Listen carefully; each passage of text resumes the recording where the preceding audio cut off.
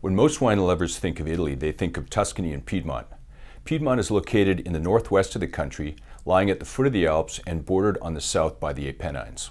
The heart of Piedmont is the Langhe region, much like the Côte d'Or is to Burgundy. It's a series of 3 ridges whose slopes are densely planted to vines.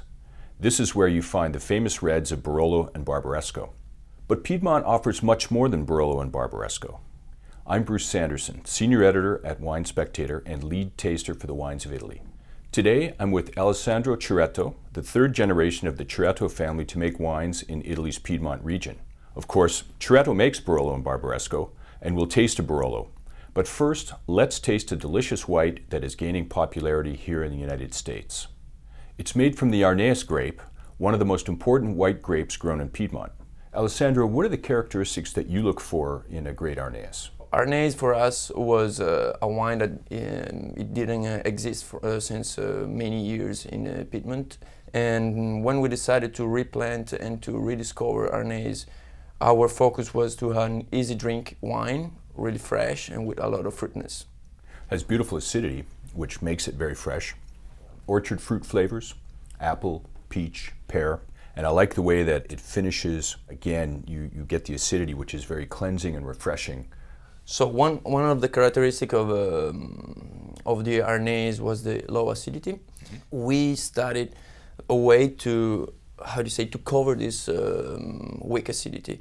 And this sort of little sparkliness mm-hmm. helps your mouth to have a sensation a bit more acid than should be if it was flat.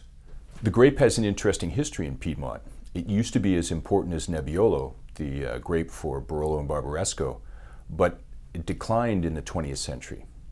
Arneis was called White Nebbiolo, and I think probably the success of this wine was also because Nebbiolo is really tannic, so using a small amount of white wine that can also balance the probably high acidity of Nebbiolo mm-hmm.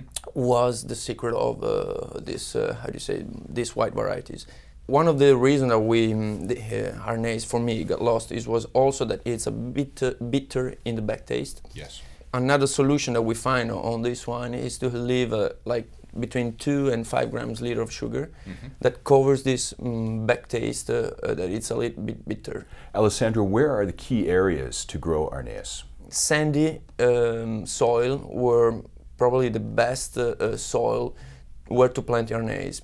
Raw area is more sandy compared to Langhe or the Alba area. Mm-hmm. So sandy soil gives you a lot more fruitiness, completely different aromas, and helps you to not have really high alcohol that at the end kills these kind of wines.